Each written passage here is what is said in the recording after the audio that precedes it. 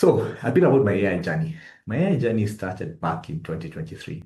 So, as I was preparing for this initial, monologue before we start inviting the guests, I went back to my ChatGPT and I checked when was my first query. And I found it was actually 8th of January 2023, right?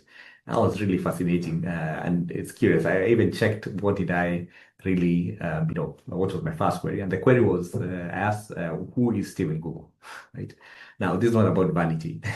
One of the key things that anyone who's a very good user of AI will tell you is that you first of all want to ask AI questions to which you know the answers to, because then it gives you a sense of just how good it is in terms of answering the questions and what you should expect on any other questions that you share. And so I think I asked that question just to see how good it was in terms of describing me.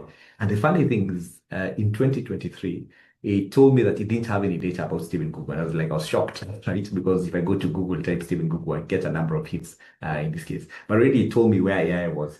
I've not done a similar, search of late, but I'm sure if I did it, I would get much better information. And that gives you a sense of just where AI has come from. I followed that up, just asking very simple things, draft for me a quick story that, I can share with my kids when they go to bed and I don't want to go and pick the book and read it, in this case. Draft for me a simple blog. And I have to say at that point, it was pure curiosity, just to sort of like figure out, what are the limits? How good is AI? And I have to say at that point, if you compare then and today, AI has shifted a lot. And if you're not already in the bundle, you need to join it and so forth.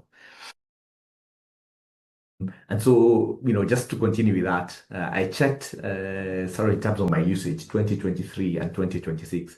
And ChatGPT did for me a quick computation and told me that just as at April of 20, I have done 10 times more queries than I did in the whole of 2023, right?